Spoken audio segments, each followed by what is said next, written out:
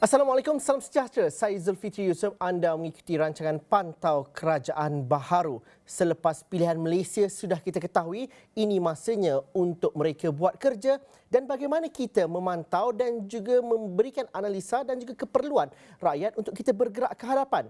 Inilah rancangannya Pantau Kerajaan Baru di mana kami akan bincangkan bagaimana hal-hal yang berkaitan dengan kos sara hidup, janji manifesto dan pelbagai perkara lagi diberikan keutamaan dan juga diberikan penelitian supaya dapat dibincangkan bersama. Sebelum kita meneruskan rancangan ini, ada beberapa perkembangan terkini perlu kita ketahui pada jam ini.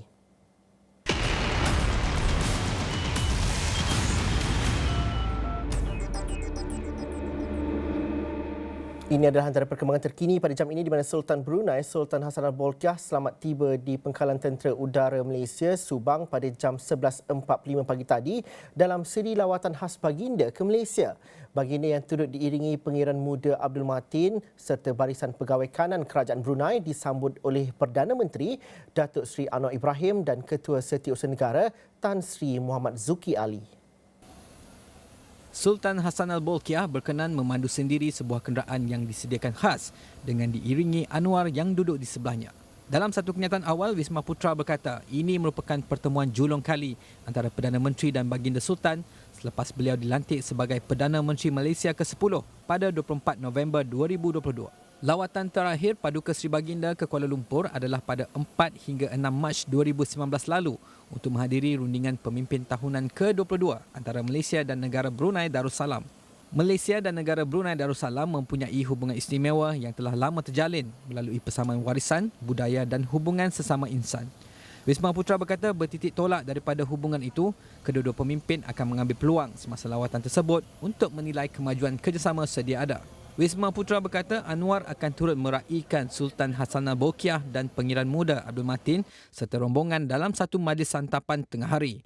Pada tahun 2021, Wisma Putra berkata Brunei merupakan rakan dagangan ke-30 terbesar Malaysia dan ke-6 terbesar dalam ASEAN dengan jumlah perdagangan berjumlah 8.03 bilion ringgit atau 1.94 bilion dolar Amerika. Satu lagi perkembangan dan juga kemaskinan terkini ialah di mana Pramesyuarat Raja-Raja Melayu ke-260 di Istana Negara hari ini selesai selepas lebih sejam berlangsung yang di Pertuan Besar Negeri Sembilan Tuanku Mukris Ibni Almarhum Tuanku Munawir yang mempengerusikan mesyuarat berkenaan pertama sekali dilihat berangkat meninggalkan Istana Negara sekitar jam 12.31 tengah hari. Selain Tuanku Mukris turut berangkat hadir pada mesyuarat berkenaan ialah Yang di-Pertuan Agong Al-Sultan Abdullah Riyatuddin Al-Mustafa Billah Shah dan 6 lagi Raja Melayu iaitu Sultan Selangor, Sultan Sharafuddin Idris Shah, Sultan Johor, Sultan Ibrahim Almarhum Sultan Iskandar serta Raja Perlis Tuanku Said Sirajuddin Putra Jamalul Lail.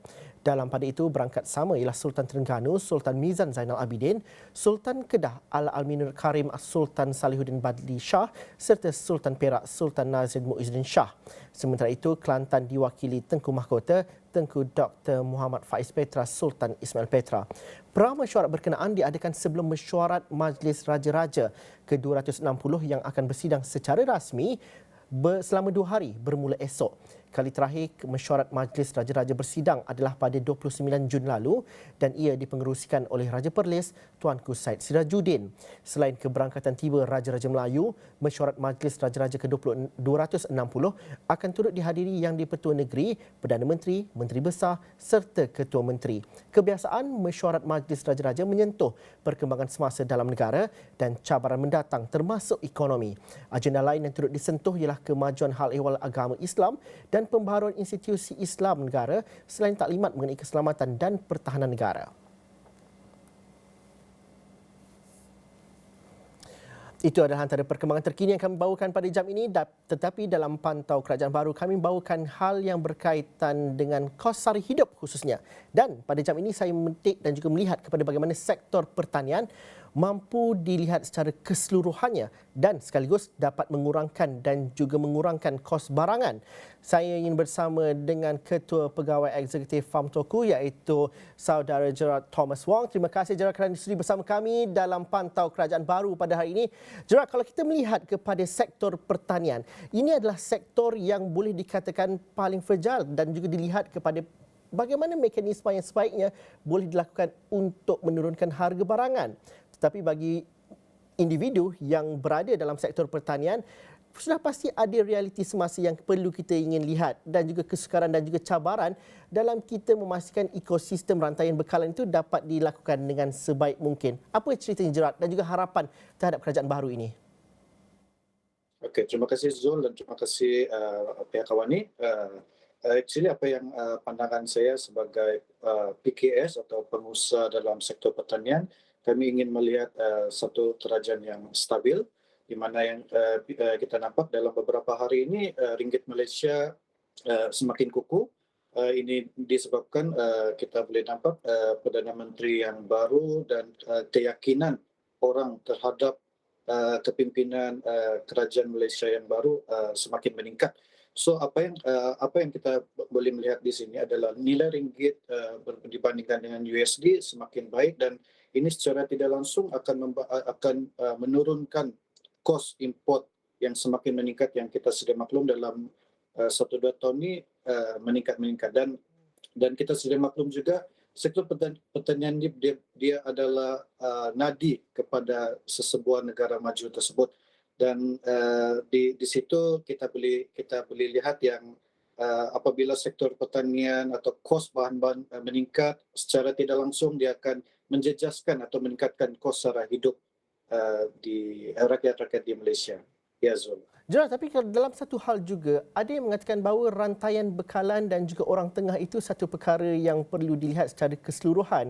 Ramai yang mengatakan bahawa petani mungkin masih lagi berada di takuk lama tetapi dan tidak dapat mengaut keuntungan ataupun habuan yang sepatutnya mereka lakukan. Bagaimana Gerard melihat perkara ini? Satu mekanisme yang lebih menyeluruh. Kalau nak dikatakan pasal Perdana Menteri menyebut mengenai mengurangkan ataupun melihat kepada subsidi bersasar. Tapi ada juga perkara-perkara lain yang perlu diteliti oleh kerajaan dalam memastikan bahawa harga-harga barang dapat diturunkan dengan lebih baik. Ya, Zul, saya tertarik dengan topik ini actually. Habis Perdana Menteri kita telah memfokuskan untuk ke arah subsidi bersasar.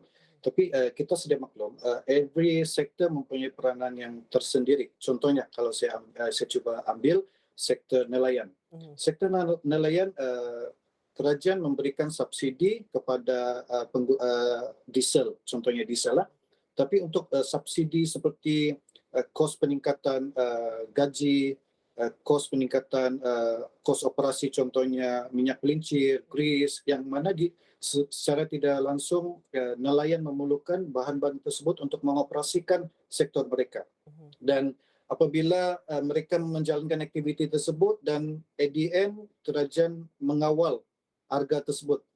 Dan apabila mereka mengawal harga tersebut secara tidak langsung, margin daripada nelayan tersebut pun akan terjejas secara tidak langsung. Dan secara tidak langsung kita boleh nampak aktiviti-aktiviti pertanian ini semakin tidak lancar. Sebab kenapa? Dia tidak mendatangkan keuntungan semata-mata. Yang cuma menguntungkan adalah orang tengah seperti Zul mention sebentar tadi.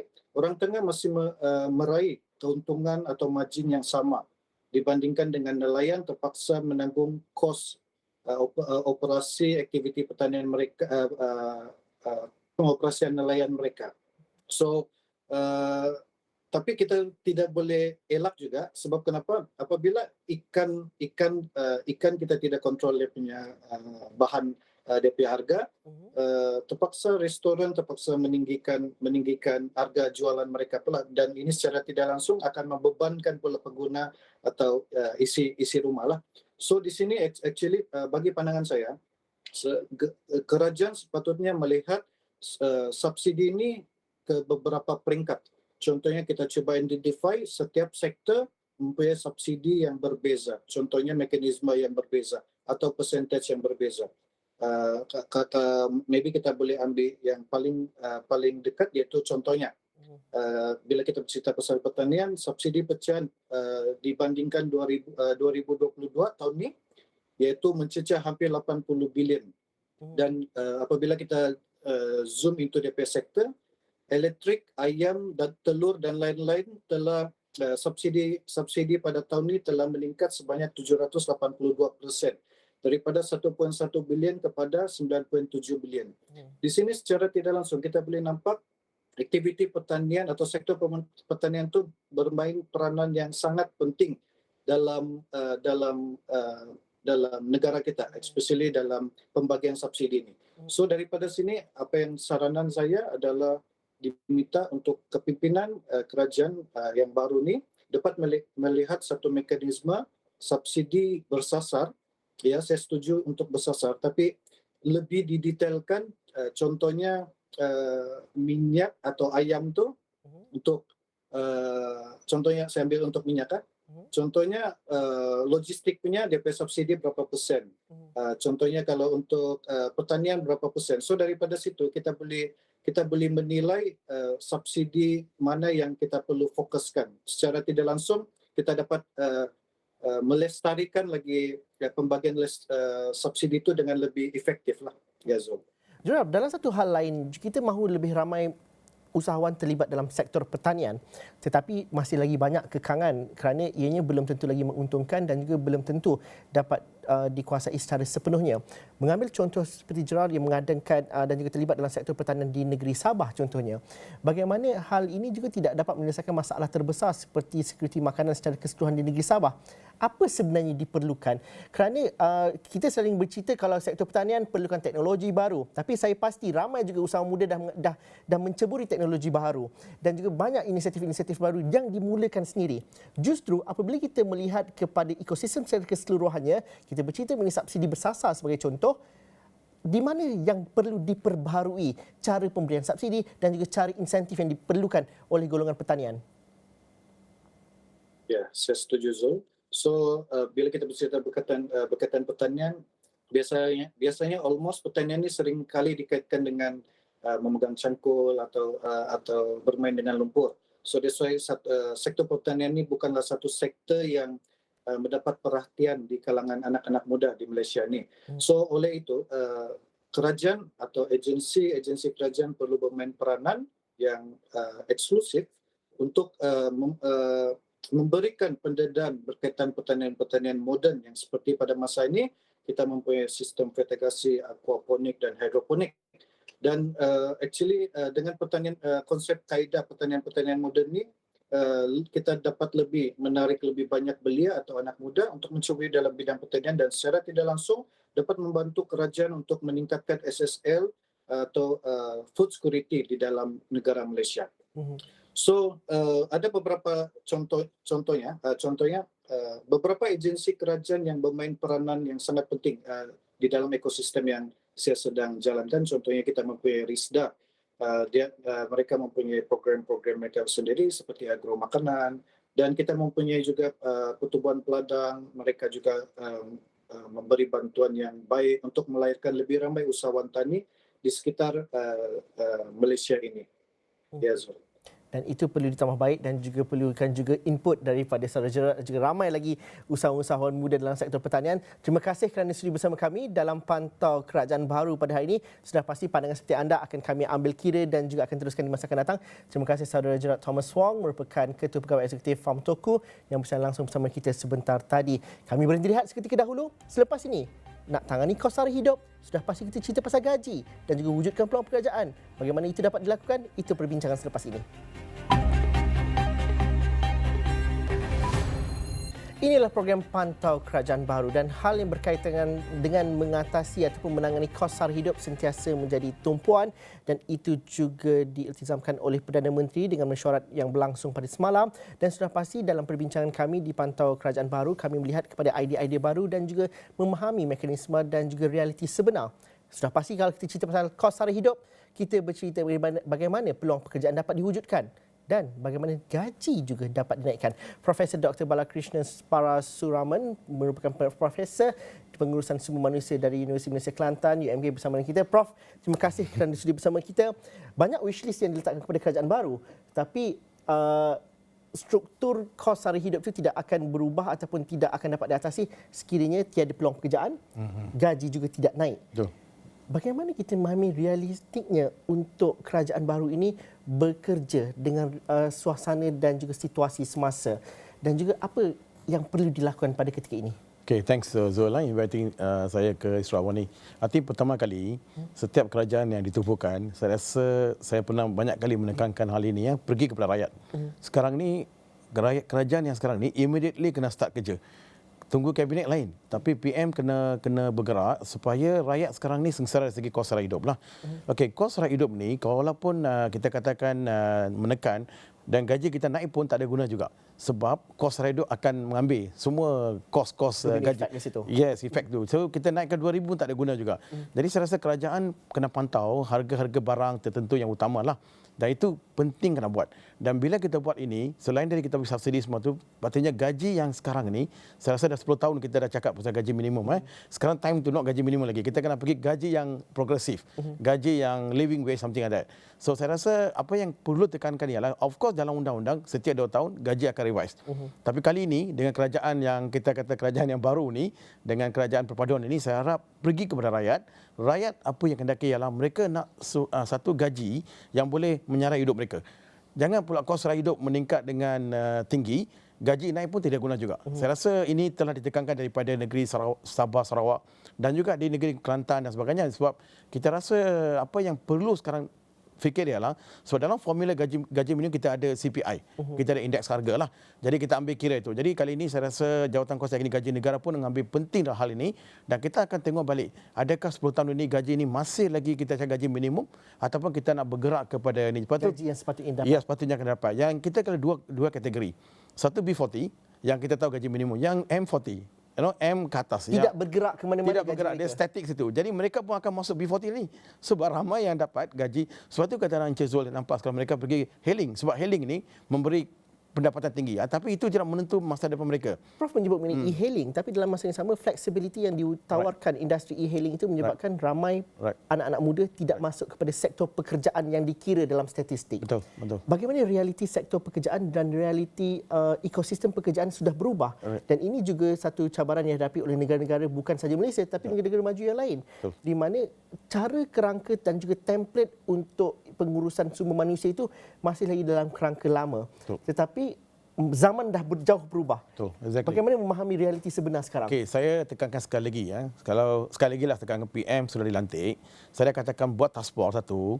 Ada 3 kementerian penting di sini, Jazul. Kementerian Pendidikan Pelajaran di peringkat sekolah, Pendidikan Tinggi Universiti dan juga Menteri Sumber Manusia. Saya dah katakan letakkan task force dengan pakar-pakar dalam ini. Kita kena tengok balik silibus daripada tadika sehinggalah ke universiti. Baru boleh cakap pasal pekerjaan. Sebab kalau kita cakap pekerjaan bukan daripada universiti, daripada tadika lagi kita dah bentuk anak-anak kita ke arah mereka nak pergi.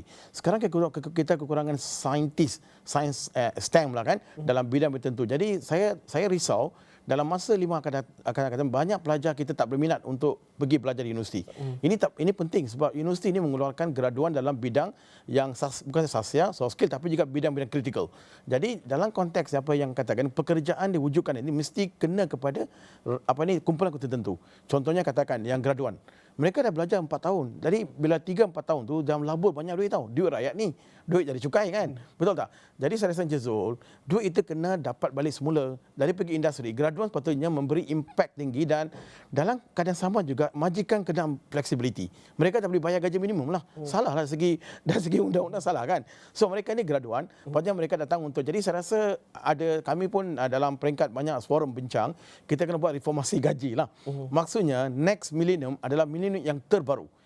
Cara bekerja berbeza, flexibility dan sebagainya. Jadi bukan lagi 9 ke pukul 5 balik. Tak ada lagi dah. Sebab sekarang ni kita adalah 71 ialah 4.0 IR. Satu lagi ialah statistik punya pekerjaan. Mereka pergi bukan 8 hingga 5. Tidak boleh. Sebab kaum muda ni telah berubah. Bukan di Malaysia, satu dunia. Jadi PM kita lantik ni mesti kena kepada semua rakyat, semua lapisan. Sebab tu kita nampak baru ni 18 years old undi tahu. Dari 5 tahun akan datang mereka undi lagi dan mereka perlu diselesaikan. Jadi apa keperluan mereka? Saya pun dari golongan yang macam katakan X tapi saya sangat dekat dengan dia orang, dengan hati mereka. Saya tahu apa yang mereka perlukan. Yes. Contohnya saya bagi tahu Encik Zul, saya beri mereka kebebasan yang sangat untuk mereka dan mereka UMK telah menang satu pertandingan bursa Stock Exchange Challenge, menang walaupun kami kecil, tapi cara saya mengurus mereka berbeza. Saya bukan seorang profesor sampai ke rakan mereka. Bagi flexibility kepada mereka. Flexibility dan bersama dengan mereka. Jadi nampaknya mereka boleh gerak, mereka menang. Jadi saya tengok flexibility pekerjaan hari inilah kita wujudkan pekerjaan banyak dengan menarik pelabur asing, tetapi dalam masa sama juga gaji perlu dilihat semula. Tapi tanpa gaji mereka nak pergi mana? Jadi rakyat ada banyak kategori. Jadi B40 kena gaji minimum, M40 pergi ke arah tinggi. Jadi majikan perlu duduk sekarang. Sekarang ni adalah zaman pekerja. Sorry to say dia punya aliran telah berubah. Zaman pekerja boleh menentukan tahu nak ke mana mereka pergi. Jadi majikan pula kena berunding dengan pihak pekerja. Tapi Prof, kalau kita melihat, ya kita cerita ni kerajaan baru, kerja perlu dilakukan, ekspektasi cukup tinggi. Seolah semua boleh selesai dalam masa 3 bulan. Realitinya tidak begitu. Bagaimana kita menguruskan persepsi? Rakyat pun kena faham bahawa yang kita cerita ni adalah peluang pekerjaan yang dijanjikan dalam manifesto parti. Semua cerita pasal 1 juta, 2 juta. Tapi itu tidak semudah yang dapat dijelmakan. Apabila kita buat kerja, time frame itu juga perlu diuruskan persepsi minda kita. Betul. Bagaimana kita meletakkan Saya KPI kepada kerajaan? Zul, banyak negara dunia ni, dia bukan letakkan pilihan raya. Polisi sudah ada. Kita one of the best policy in the world tau. Kita ada polisi sumber manusia, ada undang-undang pekerjaan. Semua lagi kita teruskan saja. Cuma PM ini akan melihat memimpin pasukan mereka ni yang macam mana kita nak memperbarui lagi. Jadi kalau kita ke polisi dulu pun semua ada dah. Cuma time frame macam kita boleh lah kita buat 2 bulan kita boleh dapat gaji 3-4 ribu. Kajian kena buat. Itu memang ada. Ada tanggung teknikal, ada majlis perundangan gaji negara dan ada banyak institusi kementerian yang direct involved dalam gaji. Jadi siapa yang dilantik nanti mereka bekerja kuatlah, berkeraslah bersama dengan PM. Jadi janganlah seorang PM saja bekerja, yang lain tak kerja. Jadi zaman itu berakhir. Sekarang ni pimpin bersama rakyat. Rakyat telah undi. Jadi rakyat kena bagi something. Rakyat ini termasuklah golongan muda yang saya rasa golongan muda ini yang menentukan masa depan leadership akan datang. Jadi nak tentukan polisi baru tak semestinya ianya popular. Sebelum pilihan raya kita nak serta yang popular. Tapi untuk buat kerja itu menuntut kepada pendekatan yang tidak populis dan juga sakit sikit. Bagaimana Prof? Saya rasa boleh. Saya tengok negara-negara Skandinavian, mereka ni muda-muda je yang lantik dalam kabinet. Dan kita tengok Australia, boleh. Cuma kita kena rancanglah. Kita rancang apa yang ada dulu, kita betulkan balik dan kita come up with the polisi jangan ubah. Polisi itu sudah ada. Cuma kita betulkan balik. Macam mana kita nak speed up? So masa tidak lagi dah. Sekarang kita tengok negara-negara lain semua bergerak dengan pantas. Jadi Malaysia ada negara yang sangat baik bagi saya lah. Tetapi dalam konteks human capital, kita mungkin hijack oleh negara lain. Contohnya jiran kita Singapura. Ramai engineer pula kita akan pergi ke situ. Jadi rugilah kita even Indonesia. Jadi kita rasa rakyat kita memang very committed lah. Saya tengok committed. Jadi saya rasa Zul, ini masa kita macam contohnya kan. Menteri kena turun padang lah ke universiti-universiti. Tengoklah apa masalah dia kan. Jadi kita janganlah mengatakan pelajar-pelajar dengan pelajaran silibus sampai pagi sampai malam. Mereka tidak ada masa untuk leisure time. Tak boleh. Tak ada lagi dah semua tu. Sekarang kita kena tengok how they can do independent. Jadi even saya pensyarah profesor, saya bukan nak bagi tahu mereka buat, tapi mereka sendiri. Jadi dalam konteks ini, jangka masa tu telah ada pada kita. Cuma kita kena bergerak mengikut polisi yang ada, memperbaiki lagi. Itu tujuan kenapa kita ada satu kabinet yang very strong. Sekarang ni kita bukan cakap political, stability political dan negara melihat pada kita, satu dunia melihat kita. What will happen next? Jadi cabaran besarlah untuk PM. Tapi ini akan juga berlaku. Prof, dalam sektor pekerjaan contohnya, ada 2 dilema. Prof menyebut bahawa talent kita mungkin pergi keluar negara. Betul. Satu lagi ialah pelaburan asing akan melabur ke negara-negara yang mempunyai sumber manusia yang besar seperti Indonesia dan juga Vietnam yang kos lebih murah dan juga keupakaran mereka semakin bertambah. Tapi kita masih lagi bergantung kepada tenaga kerja asing yang cukup tinggi. Dilema ini bagaimana diuruskan? Kerana dalam aspek yang sama, apabila kita bergantung kepada pekerja asing, kita masih lagi tidak dapat independen daripada segi sektor pekerjaan. Dan juga ada juga hal-hal yang berkaitan dengan ketirisan dan sebagainya. Okey, isu gaji isu pekerja asing kita dah bincang dari Sarawak ni tengah 28 kita dah cakap. It's no problem. Kita bukan kata menidakkan pekerja asing. Tetapi banyak negara-negara maju seperti Korea, Australia, New Zealand, memang mereka perlu pekerja asing tapi numbers dikurangkan dalam sektor-sektor tertentu. Contohnya katakan, janganlah dominasikan semua sektor macam perhotelan, retail ataupun yang lain yang boleh pekerja kita boleh masuk. Tapi sekarang ni semua masuk. Jadi manufacturing pun kita boleh masukkan pekerja kita.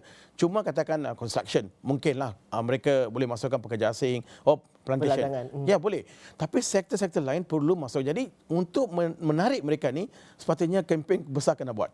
Jadi agensi kempen besar dan juga gaji besar juga. Ya, menarik mereka. Jadi mereka rasa Malaysia is the heaven nak kerja situ. Jadi mereka bukan gaji saja Jezul. Lain-lain perkara seperti kemudahan-kemudahan bonus ke ataupun perumahan ataupun kemudahan lain yang mereka macam flexibility hours very important.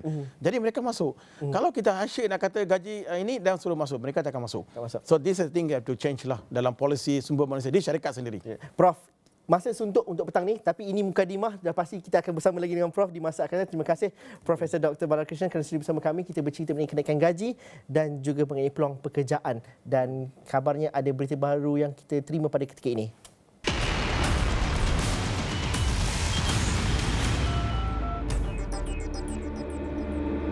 Ini adalah berita yang baru kami terima. Berikut adalah kenyataan media oleh pengerusi Majlis Penasihat Pengguna Negara Muhammad Azmi Abdul Hamid, di mana Majlis Penasihat Pengguna Negara mengalu-alukan langkah Perdana Menteri Malaysia yang mengambil langkah segera untuk menumpukan perhatian dan gerak kerja kepada isu kos sara hidup rakyat sebagai agenda pertama. Mengadakan mesyuarat dengan mengetepikan cuti hari Ahad menunjukkan seriusnya beliau untuk memberikan perhatian kepada isu tersebut. Kementerian Perdagangan Dalam Negeri dan Hal Ehwal Pengguna KPDN HCP sudah pasti merupakan agensi di hadapan dalam soal ini, dan Majlis Penasihat Pengguna Negara MPPN perlu berperanan membantu merealisasikan keprihatinan Perdana Menteri.